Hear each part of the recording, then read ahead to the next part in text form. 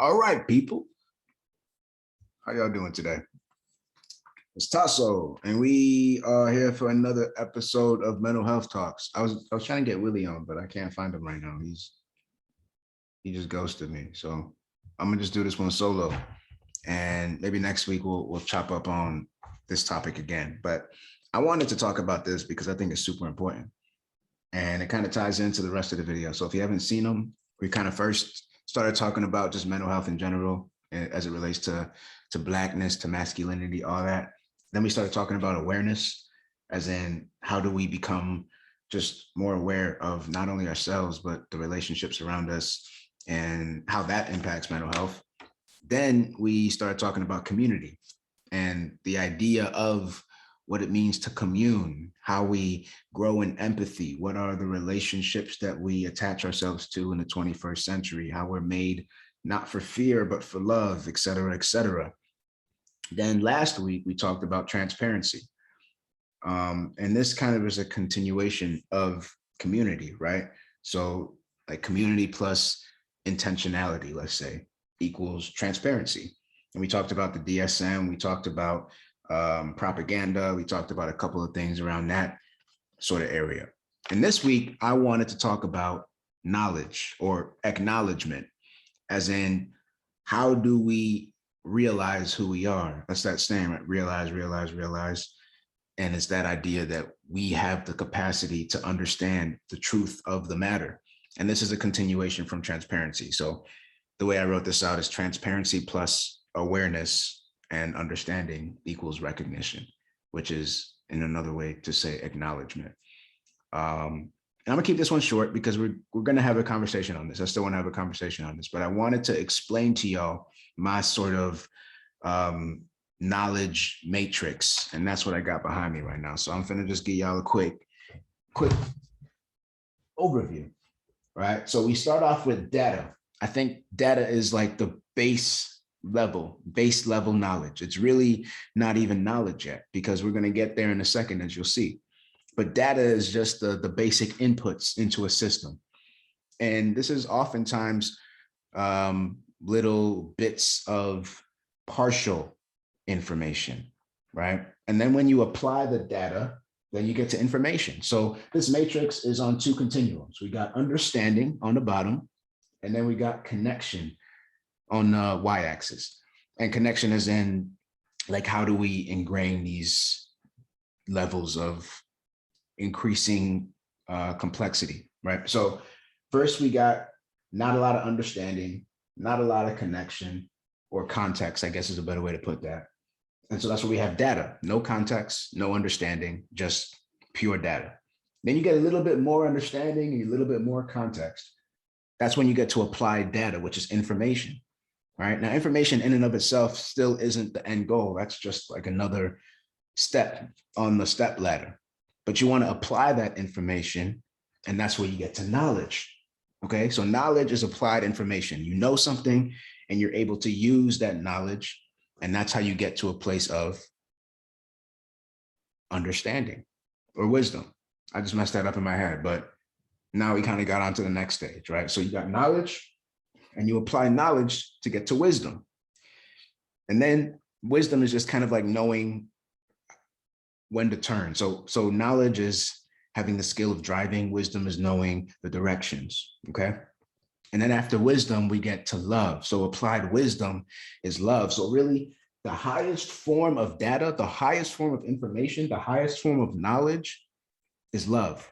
Because when you get to a place where you have ingested all of the necessary pieces of data, information, knowledge, you get to a place where you transform. So it's not information, it's transformation. And that transformation is into another state of being, which is love. So this is kind of, I'm just trying to break it down in a way that's more scientific for people who aren't esoterically minded and think that everything is just BS.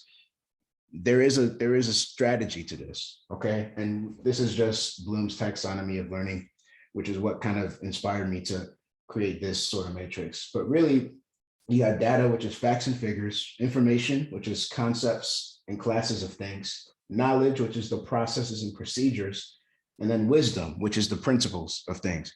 And then once you transcend wisdom, you get to a place where it's just pure bliss, pure love. That's where we're aiming at. Okay. So the rest of that, you can kind of ignore. This just personal notes, I think. Yeah. So pretty much what I want to get at in this episode is this idea of how do we transcend ourselves? How do we not only gain knowledge and understanding, but use that to fuel our journey and our growth into a place of collective love? So I just got a text from Willie, so I'm still here. All right, bro, come on, hop on in. Let's get it. Hop in, sir. If he comes in right now, I'm not even going to stop this recording. We're just going to keep it going. But if he doesn't, that's fine too. But yeah, I think that's pretty much the crux of what I wanted to get at in this thing. There is a reality. And in order to find that, we got to feed what's real. And in order to feed what's real, we have to starve what is fake. And so all of the data and information and knowledge that we are acquiring right now, some of it is incorrect, right? That's like misinformation or fake news, whatever you want to call it. So in order to get to a place where we are actually on the same page, AKA in the same community, we have to be real with each other. Well, that's what last week, right? Transparency. But now, after you are real with each other, now we have to acknowledge what is real. We have to know what is real. This place be making some weird noises. I'm not even going front. But anyway, he's still not in here. So I'm gonna just keep on rapping to y'all, rapping with y'all, capping. Maybe I am capping, to be honest with you. Sometimes I feel like I'm not even saying what I'm saying. It's just coming. It's just flowing out of me. So if you feel it, cool. If not, it's cool too. Anyway, we are spiritual beings with the capacity to experience this physical plane, blah, blah, blah. We have bodies that bend towards self-preservation and fear, but our minds are enlightened. They want to exist on a plane of love, blah, blah, blah. These are all just topics. I'm just reading them off. Jekyll and Hyde. That was a good one. That was it. You should read that, by the way, if you haven't. Dr. Jekyll and Mr. Hyde. Dang. You can only know after you learn. Eastern traditions versus Western traditions. That was an interesting one. So you have Eastern traditions and they're kind of, they have a higher degree of prioritization on wisdom, right? So you have like Buddhism and stuff like that, that's higher on wisdom. And then the Western tradition, or I don't even know if you could technically call them Western, but today's version of Western tradition, which is usually Christianity, are more so focused on love. And those are the two dichotomy, or the two kind of polar opposites that are always in tension. Wisdom, love. Wisdom is kind of like the understanding, the sense-making function of the universe. And then love is kind of the chaotic void in a way, not necessarily a void, but you know what I mean? Love is not the thing that is, it can't really be understood. It can't be quantified or qualified. It's something that is out there, which is why we have this sense of, that's why love essentially transcends intellect. It's not something that you can write on a graph like this and make it all neat and say that's what love is, even though I tried to, obviously, but it's not, that's not love. That's just a representation of love, right? Real love requires that intimate engagement with each other, and a lot of us are lacking that. Know your worth, acknowledgement, it goes along with that, knowing that you're infinite, that you are not just a limited human being. The yin and yang is kind of an interesting topic in regards to this too, knowing that you have both the devil and the God in you. So recognizing that you are utterly depraved and you have no hope of redemption. But on the other side, you are also this immensely creative, infinite being created in the image of God. Right? Yo, if you don't know that about yourself, you're gonna be walking around like a zombie. You're gonna be walking around acting in ways that aren't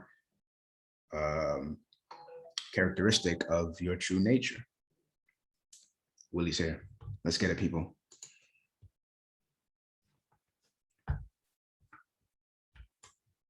Yo. We here, baby. We in it. We in it. We in it. We in it.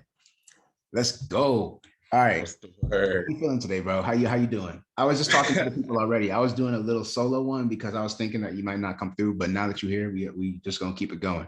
But Bro, I wasn't sure, like, 'cause man, you know how sometimes you my because bad on the delay. Yeah, you already know how I go. No, hey, and when I tell you, I'm excited to get another one in too, bro. Like these talks, people have been reaching back out to me, expressing, hey, like this helped me actually view things in a different way. So like, word.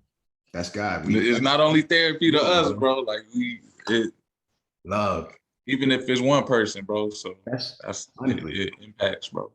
Impact's always positive. So man, I appreciate appreciate you joining me today, man. Let's today I wanted to talk about knowledge. So I know we talked about last week this idea of transparency, and kind of tied that in with propaganda and all that stuff with this misinformation and fake news. But now I think that kind of moving on from that, this idea of understanding, of acknowledgement, of getting on that same page, right? So when you have transparency and we're all actually speaking truth, then we can get to a place of acknowledgement, so where we see each other as we actually are, instead of for the masks that we wearing or for whatever, stuff that we're trying to put forth. So I'm gonna start off with this question for you, bro. What is your idea of, or what does it mean to know who you are? Like, what is that? Because it's a big question, so you don't got to break it all the way down. But if you want to, you can. Like, what does it mean to really know yourself, and how do we go about that? Well, bro, yeah, That was a big one. My bad. this is gonna be a fun topic, bro, because you already know I'm into the arts, so it's like fully expressing, being able to communicate from the viewpoint of originality, which is yours. To say knowing thyself is key before you do anything else. You gotta be on that firm foundation, or else you're gonna be, and I said this, you're gonna be acting out of a thing that you're not. Like, we have to acknowledge or realize who we are, right? We gotta acknowledge ourselves before we can even have any sense of power or sovereignty on this plane, because ultimately, if we don't know who we are, then somebody else is going to put that label on us for us and do it My bad. So yeah, I think that that's a really good way to start us off. So that originality, that creativity, it's almost like growing in this sense of who we are allows us to do things that are outside of the bounds of what society says we have to do. It's like you have this prescribed role that society has given you, and then you have this real you, which is boundless and infinite. And the one that you choose will determine how you act. You feel me? So it's kind of like realizing or picking, I guess, which one you want to go with. And a lot of people, because we talked about the ease of access and just going on the path of least resistance, a lot of people are just going to choose that role that they've been doled out. They're going to choose the label because they think, oh, these people probably know more than I do. At the end of the day, they don't. They don't know nothing about you, bro. You know the most about yourself, and we have to lean into that knowledge, that acknowledgement. There's this phrase, I think it's Greek, ad infinitum, which means that we are infinite. We come from infinity. And I like looking at old Greek words, because to me, they're kind of like clues, as they're like ideas. They're ideas that we have adopted in the English language, and we just cover them in letters and make them words, right? But really they're ideas. And the idea of coming from infinity, to me, is something that's really interesting, because in the Bible it says we're made in the image of God, right? And different people have different texts that they go to, but I think one of the things that we can at least somewhat agree on is that we are not just flesh and bone. We are not just these mortal coils.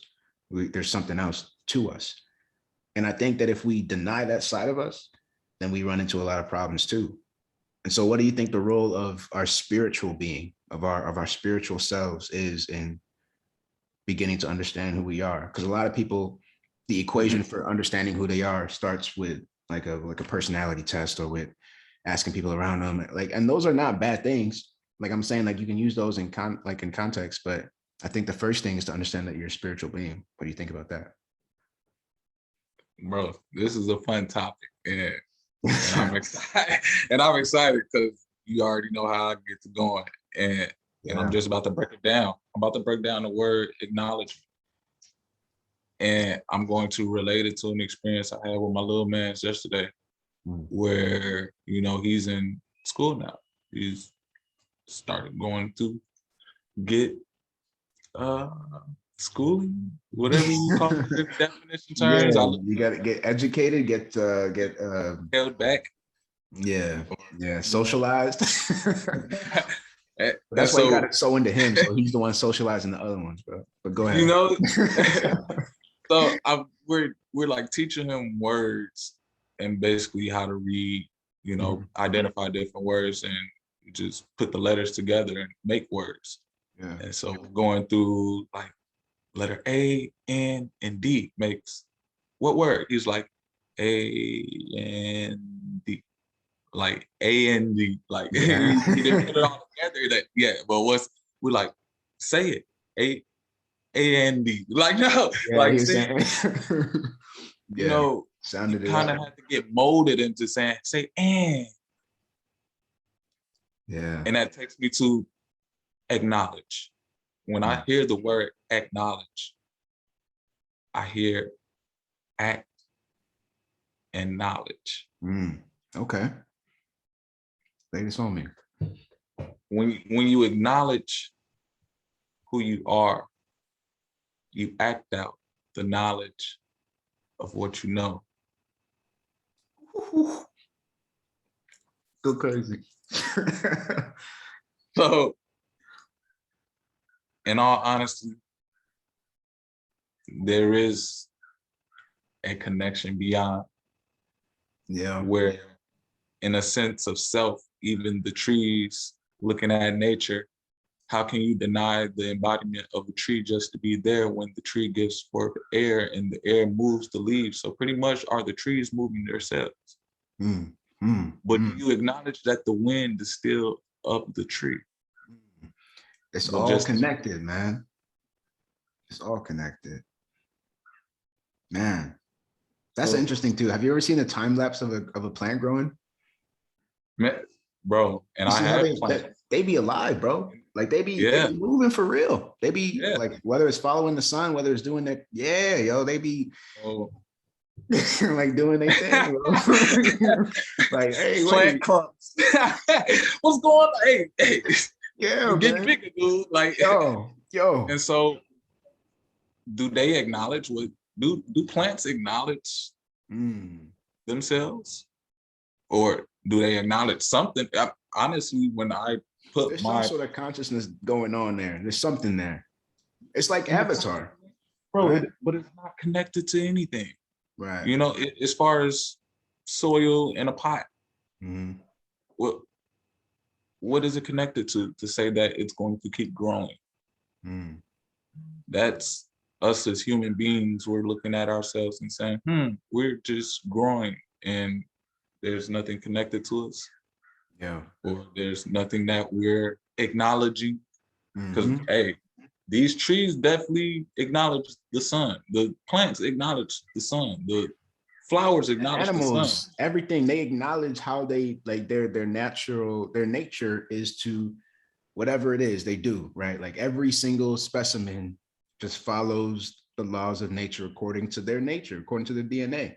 Human beings are the only species, the only organism that can decide to deviate from our actual nature. So if we don't acknowledge who we truly are, we can decide to go on a different path. That's the role of free will. God gifted us these minds so that we can choose. So it's kind of this odd thing to where if we were just like, they say ignorance is bliss, and in a way I disagree with that, but in this case I can understand how if we just didn't have the option to do all the crazy stuff that we want to do, we just vibrated on a plane of love and we were naked in gardens, planting stuff and doing whatever we wanted to, like we would be happy. But because we have this, we have this advent of corporatism and money and all this socialized whatever, we've deviated. We've gone off of that path of what the perfect humanity was supposed to be, right? And I just think that's interesting that we have this capacity to choose, but oftentimes we choose wrong because we're fooled by what's in front of us, and our situation usually dictates what our level of revelation. It's like whatever our present constraints are what are going to determine how we think about the world. And if you don't have the capacity to connect to that higher frequency, to God, to that higher power, you will be stuck in those boundaries, because the only person who has that real bird's eye view, that real bird's eye perspective, is the one that sees over everything. And so if you are in communion with him, if you're talking to him, if you're chopping up with him, then he's going to give you little tidbits and say, yo, this situation you're in right now, it's not the end. This isn't something that you have to be fearful of. This is whatever, because he has the perspective. But when you're not talking to him, then you're going to be fooled by what's around you and say, dang, this is all it is. I might as well act out. I might as well hit a lick. I might as well do that to this dude, whatever, because you think that this is it. You think that this world is it, or this situation is it. You haven't yet acknowledged that higher. And this is actually part of why I wanted to bring this into it. So this is something I wrote out a while ago, and I kind of explained it before you came on. But this again is this idea that each level of, there's two axes. So you got connection or context, and then you got understanding. And I think that whether it's just all experiences can be somewhere plotted on this graph. And so I just chose these 5 sort of elevating states of consciousness. First, you have data, which is no understanding and no context. It's just pure inputs, right? That's data. And then you apply the data to get information. And that's where you have a sense of, okay, there's a little bit more context, a little bit more awareness here, but it's still not complete. Applied information is knowledge. And this is where a lot of people stop. They know the answer. Okay, cool. But what about applied knowledge, which I think is wisdom? Because knowledge is just knowing what to do. Wisdom is knowing how to do it. And so if you don't have the wisdom, you're just going to be stuck at a state where, oh, I intellectually understand these things, but I don't know how to act, right?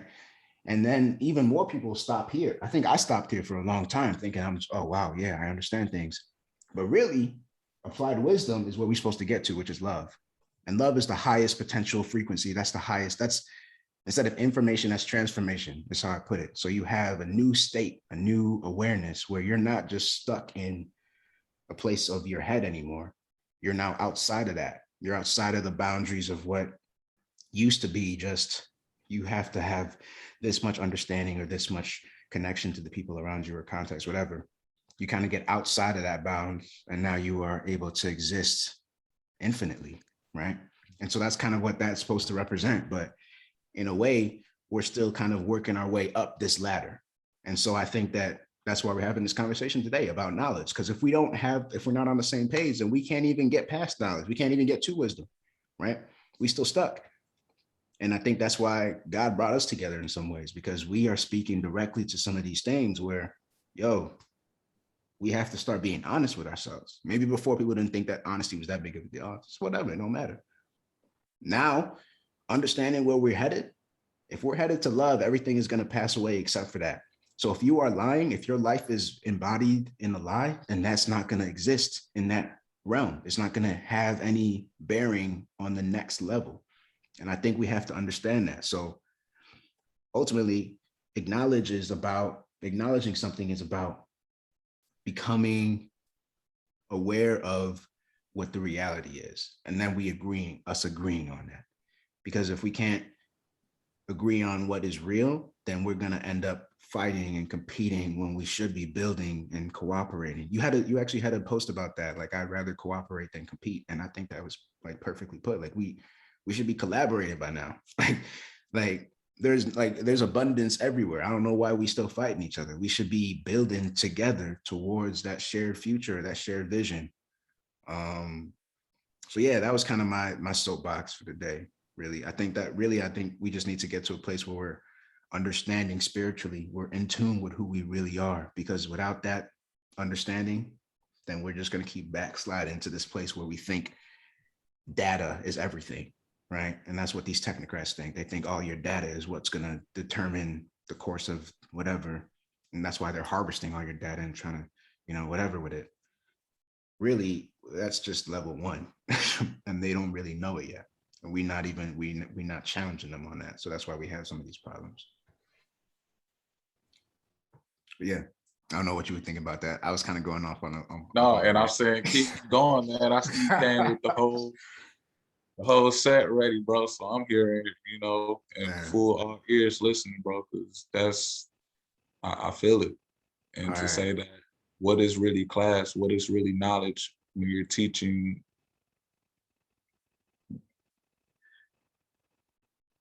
when you have to question what are you teaching? When I have to question what college teachers are teaching, what is knowledge? And in the sense of how can I apply this to my life?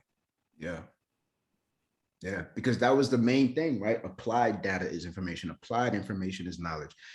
Applied knowledge is wisdom. Applied wisdom is love. But if we're not applying any of these things, if we just have it, then what is it for? It's like when we in high school learning about Pythagorean theorem or something like that. Like, okay, these are actually, I used to be really cynical, like, oh, none of this stuff matters at all. I've kind of matured in a bit in a way to think like, okay, these are actually like eternally derived truths mathematically that we've been able to garner through history. Like, that's not something that's just obvious, like a squared plus b squared equals c squared, or that the fact that the 2 times the circumference of a circle or something is pi. Like, all these things are crazy to think about. But what are the applied realities of these things? Because if we're just learning the information to have the information, that's why we don't remember it the next year or even the next day, because we don't have any, there's nothing solid that we're using it for, right? And you have some people who are trying to, become Harvard Rhodes Scholars or whatever, so they'll remember it a little bit longer. But ultimately, if they're not using it for something that is important, that even that'll be forgotten. So it's about what we're aiming at. It's not just about the information in itself, because that is not connected. It's like you don't have the context. It's like, I don't have a pen on me. I was going to draw on that, but it's kind of like you just have a bunch of disconnected dots, right? And then once you get to a place where those are all interconnected, now you have a network. So it's not just all these different people disconnected. Now you have a network. And that network, once you have become collectively on the same page, that network now becomes a powerful thing, because you are now working in unison. It's like one big organism now, right? Because we all are on the same page. We all have we have that level of understanding to where we know where we have to go and we know where we've been, and we're trying to move forward now. So it's not about trying to fight the person next to you, because the person next to you is you. The person next to you is helping you on that journey as well. We're all on the same spaceship, and trying to one up somebody else so that you can feel like, oh, I'm a little bit further ahead on this spaceship. It's a losing game. It's a losing game. And that's the game that a lot of people are playing right now, is they're trying to be the captain of the spaceship instead of just realizing that if we don't work together, then the spaceship is going to blow up and we all going to die. Right? And that's not what we want. And I think that's a little bit, one more thing I actually did want to touch on was this idea of the like the feminine and the masculine, the aspects of both of God and of ourselves.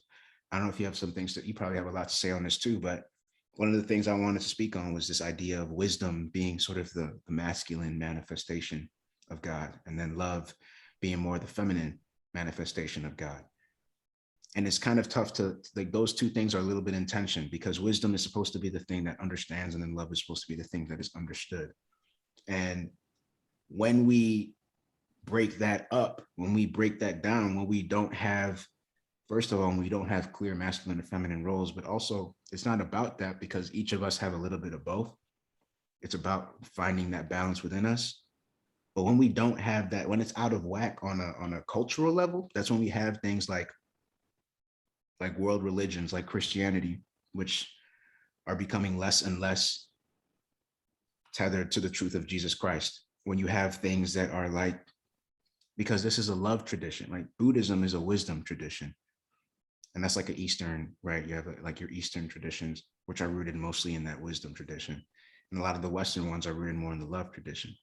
But what happens is that when we don't have these things in balance, we start to get to places where we're not on the same page collectively. I feel like there's a reason that God manifested in different times and different, or as different realities or different understandings, levels of understanding to different people.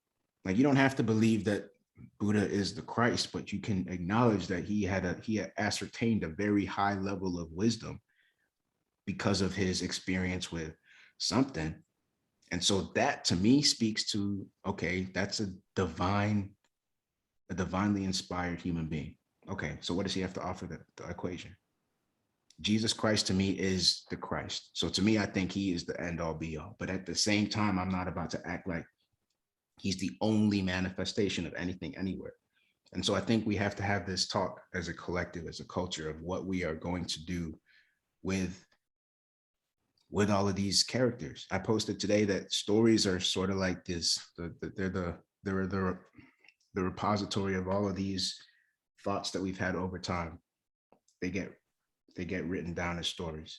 And these stories are kind of like the collective unconscious of humankind, and they're just being written on these pages. And so scripture is an even more powerful form of these stories. And so when we just ignore them, it's almost like we're forgetting half of ourselves. And so tying it back into this idea of acknowledgement, if we're just forgetting half of ourselves and we're only listening to the quote unquote scientists of today, you're telling me we're going to throw away thousands, if not tens of thousands of years of wisdom and only condense ourselves into the past 30 years and say, this is all the truth there is? You're gonna mess yourself up if you really, really do believe that all of the knowledge that there is to know has been accumulated in the last 30 years and now we're good. No, we're standing on the shoulders of giants, and we need to at least acknowledge their presence and respect their contribution in order for us to lead on the next generation, or else we're just going to be doing the same loop. So that's pretty much all I had on that. I think we just need balance. We need more balance, spiritual balance, where I can speak to somebody who practices Islam and we can have love for one another, and we don't have to get into the nitty gritty of maybe the theological disagreements, but we can say, okay, are we aiming towards love? Bet. Cool. Let's do this then. Right? Like, it shouldn't have to be, oh, this guy, or this thing. Like, I understand that when you are retreating into your own space, into your own community, then it is more important to hold truth and to have those doctrines that you really believe. But when we're engaging with one another on a global scale, it's impossible for everyone to agree on every little thing. So we need to have more grace and empathy and just realize that we are working together. That's the end of it. Like, ultimately, if we're working together, then we're going to figure out the truth regardless. But if we fighting each other, then we might end up stuck in our own paradigms forever because we think that we're right, but we're not. And so I think that's really the end of it to me. Figuring out how to love, acknowledging where we're at right now, realizing that we're not fully there yet, but saying, look, let's find the map. Let's find that map, right? Let's work our way up from this level we're at and get to a level we can be. That's how I feel. Yeah, you hit everything on the head, bro. I appreciate it. Yeah, I think I was holding that one in for a while, as you can tell, but we got that one out. So I feel like I've got most of the stuff off my chest for today that I wanted to, but let me ask you a few more questions and see where it goes. See what my battery's looking like. Ooh, I might have like 15 minutes left on this battery, but let's see. So I was going to ask you, like, what are your opinions on how we get to this accuracy to where we actually are able to agree on things? Because it seems to me that a lot of what we think of as accurate is just based on the people that we trust. So we trust somebody and then they say something and we just say, okay, that's accurate. Well, how do we actually start to work towards that for ourselves? That's kind of, like you said, if you're in a different community, you're not going to have the same views as somebody a different community, of course, they would have different standards, different views, different operations they could even perform. And let me just call into an experience of myself growing up. Wasn't too many of my family members artists. Not many of them can draw. Not many of them are creative. I'm in that community of family members. I tell this community of family members, hey, I want to be an artist. I want to make art. Mm-hmm. They didn't get it. And to the normal eye, Mm-hmm. it would seem like, hey,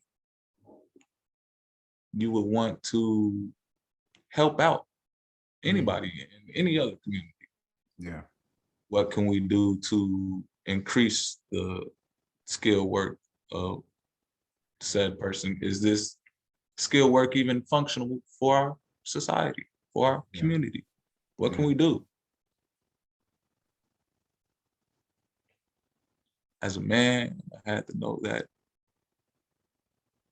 in order to create the life that I want to live,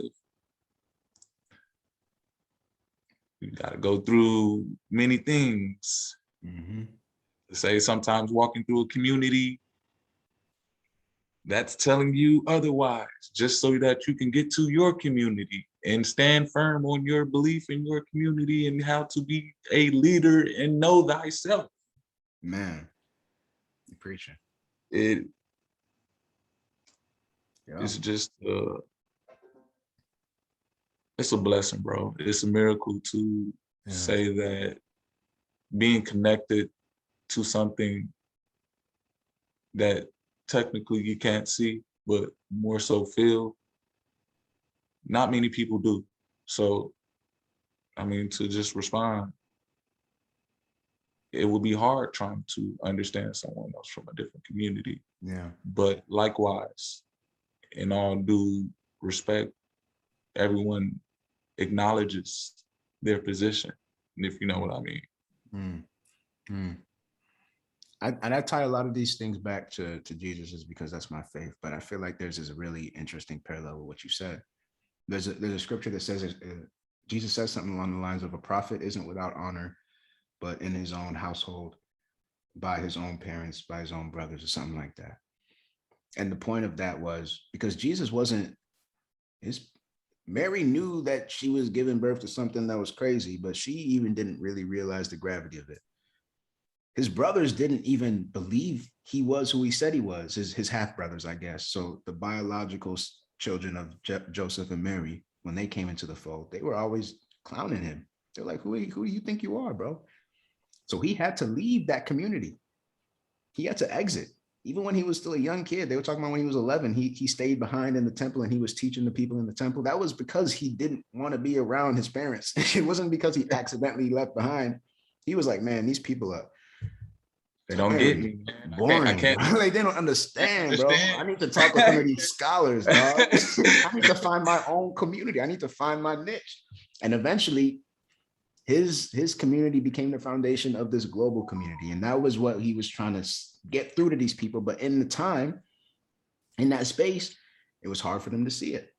Because part of it is because they knew him from when he was probably a kid, right? Like, so you see somebody grow up, it's harder for you to be like, oh wow, that person's amazing, because you've seen all of their slip ups, you've seen all of their whatever. You think that you know that person because you've been around them for a certain amount of time. So you automatically dismiss them saying that they're great. Somebody else you've never heard of before saying I'm the greatest, you won't doubt that because maybe, I don't know. But when you have somebody you think you know, and that's why they say that knowledge is actually the enemy of wisdom in some ways, because once you know something, a lot of times that actually prevents you from learning something. Because if you feel like you know and you really don't, then you're really just playing yourself. And that's part of why I think that we need to almost hop over knowledge and get to wisdom. That's why I put like the lights around wisdom, is because knowledge can be a trap. You can get so much knowledge that you're actually dumb. And I've seen it happen before, to where people have so much knowledge that they can't get past that into actually applying it. They just it's almost like they're knowledge hoarders. It's like people who it's just like you want to just get more and more and more and more and more so that you can say you're smarter than the next man. But in reality, you're not applying none of that. You're not doing nothing with it. You just have that book knowledge. I've been there too. I think I see myself in each of these stages in some cases, because I used to be just a big, like, oh, I got to read like 100 books this year. And that was my thing. I for real would do that, because that was how in my head, I'm like, yeah, I can hang with anybody. But in reality, first of all, I probably wasn't ingesting even a quarter of the lessons from that. I'd be much better off just reading 10 books really deeply. But I was just in this mindset of acquiring knowledge. And I'm not saying that that's a bad thing. Like, I don't want people to think I'm saying acquiring knowledge is a bad thing. I'm saying that that's not the end goal. The end goal is to love. And if we don't do everything we do in light of getting to the end goal, then each of those steps can act as a barrier to actually getting to where we're supposed to be. But yeah, let me ask you one more question, because I just got a low battery thing on here, and I'm kind of frustrated with this computer sometimes, but I'm gonna figure it out. We're gonna get this popping for real. But last question, and then I'm gonna let you go. How do you work towards that self-actualization? How do you work towards love? Because at the end of the day, that's what we've been talking about. We acknowledge ourselves and then we work towards love. So I don't know if you have any, whether it's practical or whether it's like more intellectual ways of how you. Hey, you got it right behind you, bro. Well, yeah, but I'm talking about you, man, because at the end of the day, I might be wrong. And now that I'm looking at your algorithm that you set up over here and inputting my data, yeah, you know, bro, that I look at that and I can tell you step by step where I took that and applied it to my life as far as building myself and knowing and acknowledging what community I want to be a part of. Yeah. And so it really played an important role in me designing my own fashion. And it was like the beginning stage, collecting data. Yeah. I'm looking around at everything, going into stores. Yeah. My mom's telling me, oh, you want to wear that shirt? What does that shirt even say? Does that even mean anything? You collecting that data. Yeah. Let me do some information. You know, let me get some information on an idea. Let me be inspired by something. And let me write that down. Hey, desire, I like that. Let me get to know that. You know, it turned into me knowing faith and desire, knowing myself.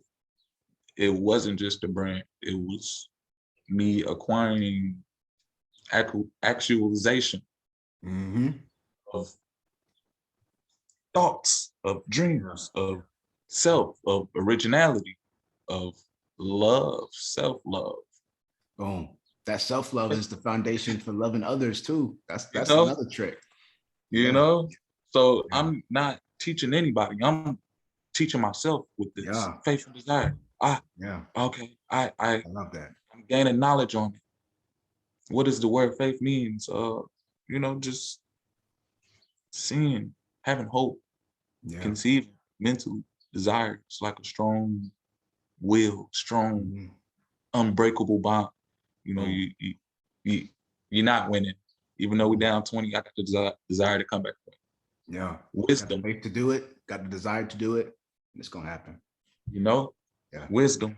You already know, bro. Yeah. ACL injuries, setbacks, all of this, man. And it was like I had to live by it. I had to apply it. I had to apply it. Yeah. Not only did I have to apply it, it was showing people around me. They was like, how'd you get back up from there? You know? So not only was I teaching myself, but people came up to me and say, thank you. And it wasn't like I was doing them anything personally, but the fact that they seen that I can do it and I had knowledge of doing it, it gave them self-confidence. Yes, sir. Yes, sir. Oh, I love it, Man, I gotta cut you off. I'm sorry. My computer literally about to die right now. I don't want to lose this recording, but much love to you. If you listen all the way through, much love to you. We're gonna come back next week. We're gonna talk about silence. But yeah, stay up, stay in love, stay with faith, stay with desire. Follow us on all the socials. You already know what it is. But we'll see you in the next one. Much love, Willie. All love.